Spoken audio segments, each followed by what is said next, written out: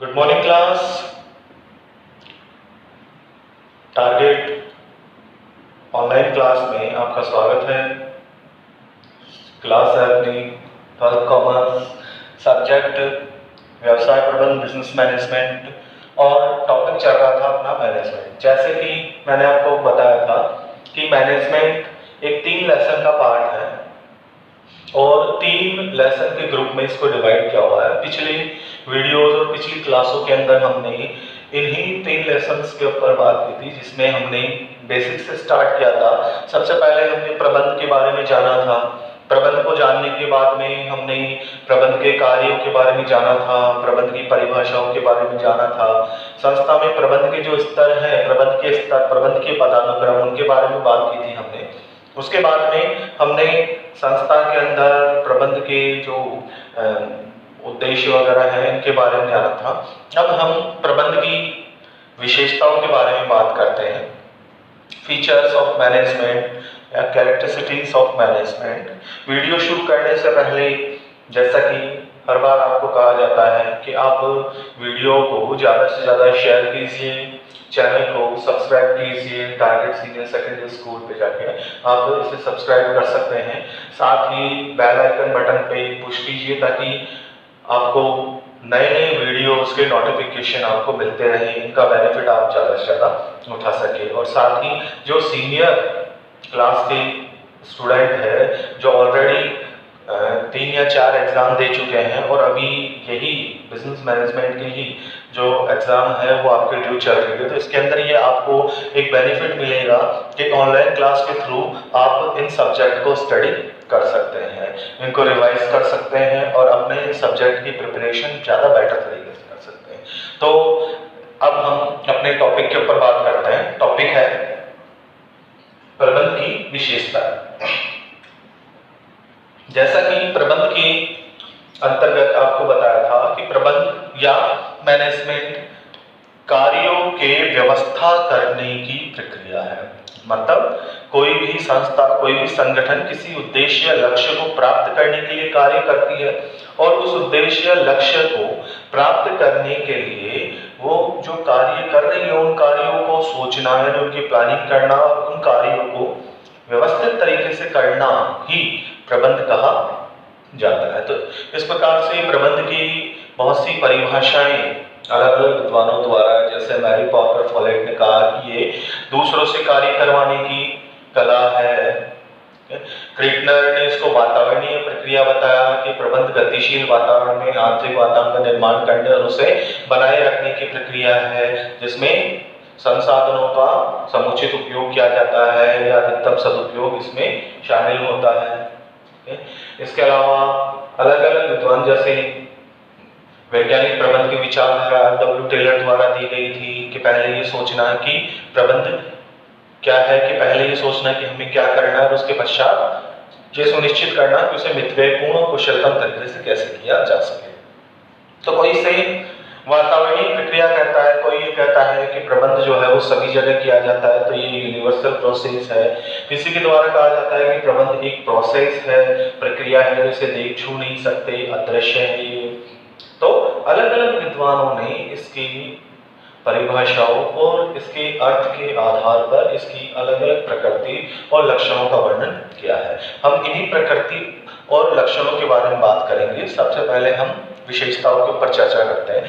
जैसा कि मैंने आपको क्लास में बताया था कि विशेषताएं या फीचर्स का मतलब होता है वे लक्षण जो किसी भी विषय वस्तु की अपने समूह से अलग पहचान स्थापित करते हैं। जैसे उदाहरण के तौर पे जानवर एक समूह है जिसमें गाय और शेर 2 वर्ग हैं, ठीक है। और इन दोनों वर्गों को अलग अलग कैसे किया जा सकता है, इनकी विशेषताओं के आधार पर। जैसे शेर एक हिंसक पशु है लेकिन गाय एक पालतू पशु है। शेर के सींग नहीं होते लेकिन गाय के सींग होते हैं। ये फीचर्स है जिसकी वजह से हम इन दोनों को अलग अलग कर सकते हैं, इनकी अलग पहचान स्थापित कर सकते हैं। तो विशेषता का मतलब होता है कि वो बातें जो किसी विषय वस्तु या प्रक्रिया की अपने समूह से अलग पहचान स्थापित करती है। प्रबंध भी अपने आप में एक प्रक्रिया है, ज्ञान का एक अलग भाग है, एक विशिष्ट शाखा है और ये विशेषताएं हैं जो उसे ज्ञान के अन्य शाखाओं से अलग पहचान स्थापित करने में सहायता प्रदान करती है। तो इन्हीं विशेषताओं के ऊपर हम बात करते हैं। सबसे पहले बात करते हैं पहली विशेषता इसकी कि प्रबंध दूसरों से कार्य करवाने की कला है। साधारण सी परिभाषा जो कि मैरी पॉर्कर फॉलेट देती है कि प्रबंध दूसरों से कार्य करवाने की कला है, और दूसरों से कार्य करवाने की कला है इस वजह से प्रबंध के लिए कहा जाता है कि प्रबंध दूसरों से कार्य करवाना है। अर्थात जो प्रबंधक हैं वो अपने उद्देश्यों, अपने लक्ष्यों और अपने कार्यों को अपने अधीनस्थों से पूरा करवाते हैं। वो अपने उद्देश्यों को अपने अधीनस्थों में बांट देते हैं और उन उद्देश्यों को पूरा करने के लिए आवश्यक अधिकार सौंपते हैं, उन्हें दिशा निर्देशित करके उनसे उन कार्यों को करवाते हैं जो कार्य करने की जिम्मेदारी स्वयं उन पर होती है। तो इस प्रकार से प्रबंधक जो है वो दूसरों से कार्य करवाता है। क्लास में भी आपको बहुत से एग्जाम्पल दिए थे, जैसे कि एक हास्यप्रद एग्जाम्पल आपको मैंने बताया था कि हम खाना खाने जाते हैं, जिम में जाते हैं, तो वहाँ पे दो वर्ग होते हैं, एक जो खाना खिलाने वाले होते हैं और एक वर्ग वो होता है जो कि उन्हें दिशा निर्देशित करते रहते हैं कि आप इस प्रकार से मैनेज होइए, ये व्यक्ति जो है वो ये लेकर के इस लाइन में जाएगा। तो वो जो डायरेक्शन दे रहे हैं वो प्रबंधक है जो दूसरों से काम करवा रहे हैं, और जो काम कर रहे हैं वो एक प्रकार से कार्यकर्ता कह सकते हैं, कर्मचारी कह सकते हैं, संस्था में भी इसी प्रकार होता है। तो प्रबंध क्या है? दूसरों से कार्य करवाने की कला। जो दूसरों से जितना प्रभावी तरीके से कार्य करवा पाएगा, उनकी क्षमताओं का जितना प्रभावी उपयोग कर पाएगा, उतना ही वो अच्छा प्रबंधक, कुशल प्रबंधक माना जाएगा। नेक्स्ट विशेषता की बात करते हैं, उद्देश्यपूर्ण प्रक्रिया। प्रबंध की दूसरी विशेषता है कि प्रबंध एक उद्देश्यपूर्ण प्रक्रिया है, ऑब्जेक्टिव प्रोसेस या ऑब्जेक्ट ओरिएंटेड प्रोसेस।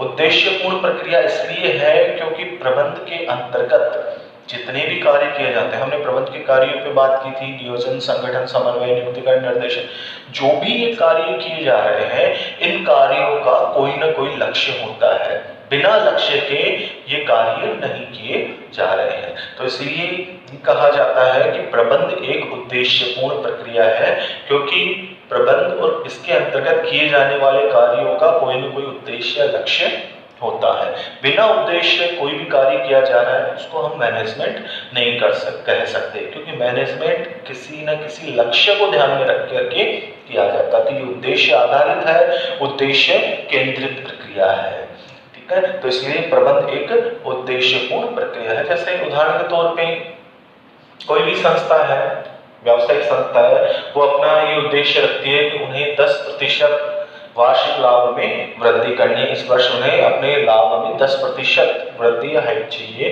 तो ऐसे स्थिति के अंदर वो इस उद्देश्य को प्राप्त करने के लिए फिर मैनेजमेंट करेगी। इसके लिए वो प्लानिंग करेगी, ऑर्गेनाइजेशन करेगी, कर्मचारियों को डायरेक्शन देगी, उनसे कार्य करवाएगी, मूल्यांकन करेगी। तो ये मैनेजमेंट प्रोसेस वो इस ऑब्जेक्टिव को ध्यान में रखते हुए करेगी। तो प्रबंध क्या है? उद्देश्यपूर्ण प्रक्रिया। नेक्स्ट है तीसरी विशेषता की बात करते हैं हम, मानवीय प्रक्रिया, ह्यूमन प्रोसेस। कि प्रबंध एक मानवीय प्रक्रिया है, क्योंकि प्रबंधन का कार्य किसके द्वारा किया जा रहा है? मानव द्वारा किया जा रहा है। ऑब्वियसली मानव ही होता है जो दूसरों को आदेश निर्देश दे करके उनसे कार्य करता है, और दूसरों को आदेश निर्देश दे करके उनसे वही कार्य करवा सकता है जिसमें उच्च स्तर की मानसिक योग्यता, क्षमता, बौद्धिक स्तर और कुशलता हो, ठीक है। और ये गुण जैसा कि हम जानते हैं कि प्रकृति में सर्वाधिक बुद्धिमान प्राणी मानव होता है। तो प्रबंध का कार्य करने के लिए उच्च स्तरीय बौद्धिक क्षमता, कुशलता का होना आवश्यक है। इसलिए प्रबंधन का कार्य मानव द्वारा किया जाता है। तो ये मानवीय प्रक्रिया है। अच्छा, इसको दूसरे तरीके से या दूसरे एंगल से हम इस प्रकार से कह सकते हैं कि प्रबंधन मानव द्वारा किया जाता है, मानव के बीच रहकर, मानव के माध्यम से और मानव के लिए किया जाता है, क्योंकि प्रबंधन करने वाले मानव हैं और जिनके लिए वो मैनेजमेंट कर रहे हैं, यानी उत्पादन कर रहे हैं, माल बना रहे हैं, बेच रहे हैं, वो भी समाज के लोग यानी मानव ही है। और जिसके माध्यम से कर रहे हैं कर्मचारी, वो भी मानव ही है, और जिसके लिए कर रहे हैं वो भी मानव ही है। तो कुल मिला के ये मानव से घिरी हुई प्रक्रिया है, तो ये मानवीय प्रक्रिया है। अच्छा, इसको तीसरे एंगल से इस प्रकार से हम एक्सप्लेन कर सकते हैं कि ये एक सामाजिक प्रक्रिया भी मानवीय, कई बार एग्जाम में पूछा जाता है प्रबंध मानवीय सामाजिक प्रक्रिया है। तो जैसे हम जानते हैं कि मानव समाज में रहता है, सोसाइटी होती है, उसका वातावरण होता है, तो इसी वजह से प्रबंधन भी एक सामाजिक प्रक्रिया है, क्योंकि ये समाज से निकले हुए उच्च बौद्धिक स्तर वाले लोगों द्वारा किया जाता है। समाज के लोगों के माध्यम से, यानी जो कर्मचारी आ रहे हैं वो समाज से ही आ रहे हैं, और समाज के लोगों के लिए माल बना रहे हो, समाज के लोगों के लिए हो रहा है, समाज के बीच रहकर ही हो रहा है, समाज के माध्यम से ही हो रहा है, तो इस वजह से एक सामाजिक प्रक्रिया भी होती है। ठीक है, अब नेक्स्ट विशेषता पे बात करते हैं। अगली विशेषता, नेक्स्ट विशेषता है सृजनात्मक प्रक्रिया, क्रिएटिव एक्टिविटी। सृजनात्मक प्रक्रिया यानी प्रबंधन एक सृजन करने वाली प्रक्रिया है, नया करने वाली प्रक्रिया है, कुछ क्रिएटिव करने वाली प्रक्रिया है, क्योंकि प्रबंधन के अंतर्गत प्रबंधक अपने संस्था के मानवीय और भौतिक दोनों संसाधनों का उत्पादकीय क्रियाओं में विनियोजन करता है। वो मानवीय संसाधनों में कुशलताओं का सृजन करता है, उन्हें शिक्षण, प्रशिक्षण, कार्य के बारे में सिखाकर, दिशा निर्देश देकर उनमें योग्यताओं का सृजन करता है, जिससे अकुशल कर्मचारियों से कुशल और योग्य कर्मचारियों का निर्माण होता है, जिससे देश में, समाज में कार्य कुशलता का सृजन होता है, वर्क इफिशिएंसी डेवलप होती है। वहीं वो भौतिक संसाधनों को सही कर्मचारियों को सौंपकर सही उत्पादकीय क्रियाओं में लगा करके उनकी लागत कम करता है, उत्पादकता उनकी बढ़ाता है, उपयोगिताएं बढ़ाता है, और विभिन्न प्रकार की उपयोगिताओं का, जैसे रूप उपयोगिता, समय उपयोगिता, स्थान उपयोगिता, इनका सृजन करता है। तो इस प्रकार से प्रबंधन के मानवीय और भौतिक संसाधनों को अधिकतम उत्पादकीय क्रियाओं में उनका विनियोजन करके इनमें विभिन्न प्रकार की उत्पादकता और कुशलताओं का सृजन करता है। तो इसलिए ये क्या है, एक सृजनात्मक प्रक्रिया है। तो प्रबंध एक सृजनात्मक प्रक्रिया है, सृजन करने की प्रक्रिया है। दूसरा, इसको हम ये भी कह सकते हैं कि प्रबंध एक सृजन के साथ साथ कुछ नया करने की प्रक्रिया भी है, क्योंकि प्रबंधक हमेशा अपने बदलते हुए वातावरण को ध्यान में रखते हुए, लोगों की बदलती हुई मांग को ध्यान में रखते हुए, समाज की, बाजार की नई नई जरूरतों को ध्यान में रखते हुए अपने प्रोडक्ट में, उनकी क्वालिटी में, अपनी पॉलिसीज में, इनमें हमेशा बदलाव करता रहता है, उनके अनुरूप उन्हें नया देता रहता है। तो ये एक सृजनात्मक और सृजनात्मक होने के साथ साथ एक नव प्रवर्तनकारी प्रक्रिया है।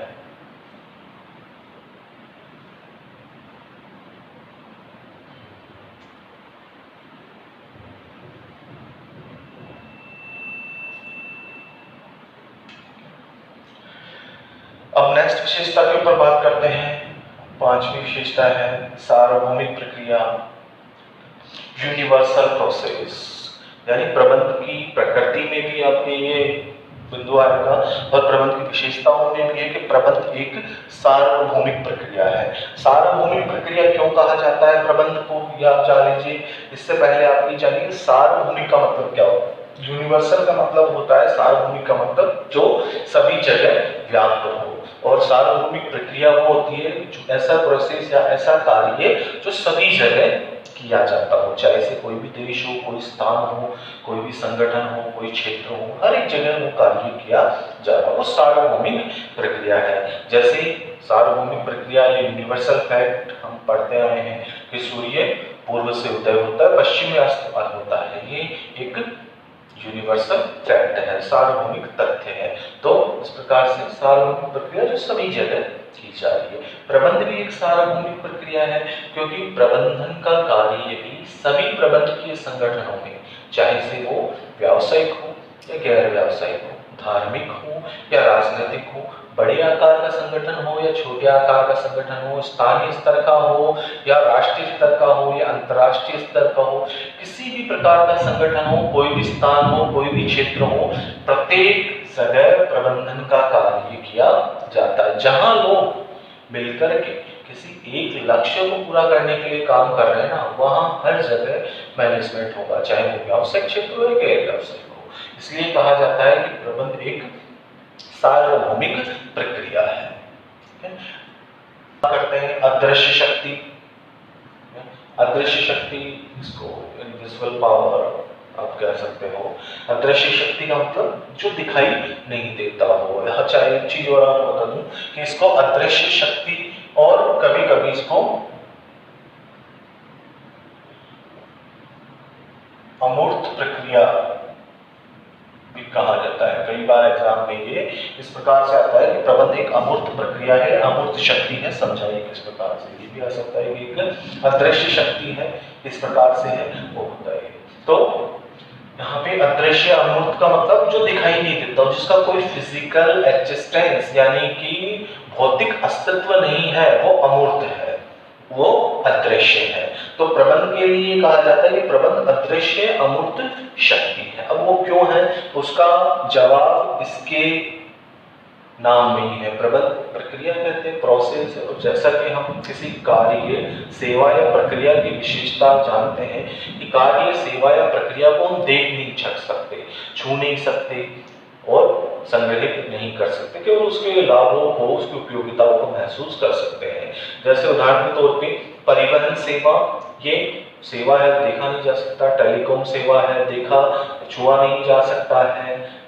तो ये क्या है, सेवाएं, कार्य है, इनको हम देख छू नहीं सकते, इनके माध्यम को हम देख सकते हैं, उसे संग्रहित कर सकते हैं, लेकिन सेवाओं को नहीं। तो प्रबंध भी अपने आप में एक प्रक्रिया है और प्रक्रिया होने के कारण प्रबंध की प्रक्रिया को देखा अथवा छुआ नहीं जा सकता है। इसे हम केवल महसूस कर सकते हैं। किस प्रकार से, संस्था में जो वातावरण है, संस्था के जो परिणाम है, कर्मचारियों की संतुष्टि, उसकी सबके आधार पे। अगर कर्मचारी संतुष्ट है तो प्रबंधन अच्छा है, कर्मचारी असंतुष्ट है तो प्रबंधन खराब है।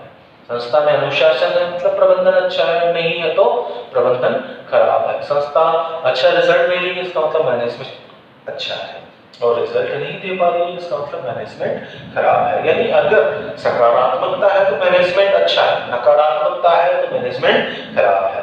तो हम इसे सिर्फ महसूस कर सकते हैं। ये बिल्कुल उसी प्रकार से है जैसे मानव शरीर में आत्मा, मानव शरीर को हम देख सकते हैं, लेकिन आत्मा जो कि एक प्रक्रिया की जैसे, प्रोसेस की जैसे, उसे हम देख छू नहीं सकते, लेकिन उसका अस्तित्व है। मानव शरीर से ज्यादा उस आत्मा का अस्तित्व है, क्योंकि अगर उस आत्मा को शरीर से अलग कर दिया जाए तो उस शरीर का कोई महत्व नहीं बचेगा, चाहे कितना ही बड़ा शरीर हो, छोटा शरीर हो। ऐसे किसी संस्था से मैनेजमेंट अगर हम निकाल देंगे तो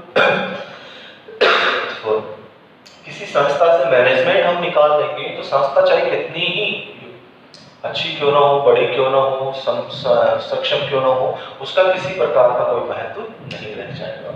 आगे की विशेषता पे बात करते हैं हम। वातावरणीय प्रक्रिया, एनवायरमेंटल प्रोसेस, वातावरण आधारित प्रक्रिया या वातावरण से प्रभावित होने वाली प्रक्रिया की प्रबंध के बारे में कहा जाता है कि प्रबंध एक वातावरणीय प्रक्रिया है, क्योंकि प्रबंधन वातावरण से संबंधित होती है। इसका जवाब ये है कि प्रबंधन का कार्य एक संस्था द्वारा, एक संगठन द्वारा किया जाता है, और उस संस्था और संगठन का अपना ही आंतरिक और बाहरी वातावरण होता है। संस्था का आंतरिक वातावरण में उसके आंतरिक घटक आ गए, जैसे उसके कर्मचारी हैं, उसके भौतिक संसाधन है, प्रबंधक है, उसकी नीतियां हैं, ये सब मिलकर उसका इंटरनल एनवायरनमेंट बनता है। बाहरी वातावरण में उसके बाहरी घटक जैसे सरकार, आपूर्तिकर्ता, निवेशक और उसके ग्राहक, उसके प्रतिस्पर्धी संस्थाएं, ये सभी उसके बाहरी घटक हैं। इनसे मिलकर उसका बाहरी वातावरण बनता है। तो हर एक संस्था का जो आंतरिक और बाहरी वातावरण है वो एक संतुलित रूप में रहता है। संस्था का बाहरी वातावरण हमेशा बदलता रहता है, उसमें परिवर्तन होते हैं, और संस्था उन परिवर्तनों के आधार पर अपनी आंतरिक वातावरण का निर्माण करती है। इसी वजह से हैरोल्ड कुंज ने इसको औपचारिक प्रक्रिया कहा है, वहीं इसको विहरिच और कुंज ने ये कहा है कि ये आंतरिक बाहरी वातावरण के अनुरूप आंतरिक वातावरण का निर्माण करने, उसे बनाए रखने की प्रक्रिया है। तो इसीलिए प्रबंध क्या है, एक वातावरणीय की प्रक्रिया है क्योंकि इसे बाहरी वातावरण में होने वाले बदलाव के अनुरूप किया जाता है। जैसे सरकार की नीतियों में परिवर्तन हो रहा है तो प्रबंधक अपनी नीतियों में भी परिवर्तन करेंगे। तो इस प्रकार से जैसे उदाहरण के तौर के ऊपर अभी मान लीजिए कि कोरोना काल है और कोरोना काल के अंदर सरकार के द्वारा जो बैंकिंग सेक्टर है, बैंकिंग सेक्टर को ये आदेश दिया गया है, बैंकों को ये आदेश दिया गया है कि आपको ईएमआई जो है वो 3 महीने 2 महीने के लिए रोक के रखनी है। ठीक है, आप उन ग्राहकों से या अपने कस्टमर से वो ईएमआई वसूल नहीं कर सकते। तो गवर्नमेंट के आदेश चेंज हो गए क्योंकि एनवायरमेंट चेंज हुआ, तो उसके अकॉर्डिंगली फिर जो बैंकिंग सेक्टर के जितने भी बैंक या कंपनीज है, एनपीए है, उन सबको फिर अपनी पॉलिसी बनानी पड़ेगी, वो उसके बाहर जाके नहीं कर सकते। तो ये एक वातावरणीय प्रक्रिया है। नेक्स्ट की बात करते हैं अपन संसाधनों में समन्वय की प्रक्रिया है ये कि प्रबंध संसाधनों में मानवीय और भौतिक संसाधनों में पारस्परिक समन्वय की प्रक्रिया है, तालमेल की प्रक्रिया है। क्यों? क्योंकि प्रबंध संसाधनों के बीच में मानवीय संसाधन और भौतिक संसाधन है, तो प्रबंधक का एक ही कार्य होता है कि वो इन मानवीय और भौतिक संसाधनों में इस प्रकार तालमेल स्थापित करे कि भौतिक संसाधनों पे लागत कम से कम आए, उनका अधिकतम सदुपयोग किया जा सके, और जो मानवीय संसाधन है उन मानवीय संसाधनों को अधिकतम कुशलता, संतुष्टि और उनका अधिकतम उपयोगिताओं का उनमें सृजन हो सके। तो इसलिए प्रबंधक का कार्य ये होता है कि वो मानवीय और भौतिक संसाधनों में पारस्परिक तालमेल स्थापित करके उन्हें अधिकतम उत्पादकीय क्रियाओं में विनियोजित करता है ताकि दोनों में ही उत्पादकता का निर्माण हो, सृजन हो। और ये एक चुनौतीपूर्ण कार्य है क्योंकि मानवीय संसाधन, मानव एक जटिल प्रवृत्ति वाला प्राणी है और उसे समझना और उसे निर्देशित करना एक कठिन कार्य होता है। तो इस वजह से ये संसाधनों में समन्वय की प्रक्रिया है और साथ ही एक चुनौतीपूर्ण प्रक्रिया भी है।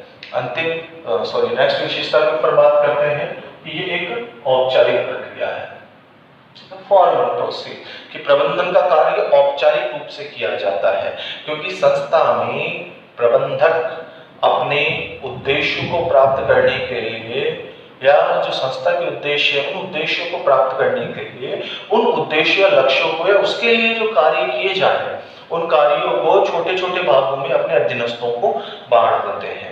उनको निर्धारित उनके टारगेट कार्य क्षेत्र निर्धारित कर दिया जाता है, वो उनके अधिकार दायित्व तय कर देते हैं और उनके अधीनस्थों के साथ उनके औपचारिक संबंध तय कर देते हैं। इसमें कौन किसको कैसे आदेश निर्देश देगा, कैसे रिपोर्ट करेगा, इस सब की एक सुनिश्चित प्रक्रिया है।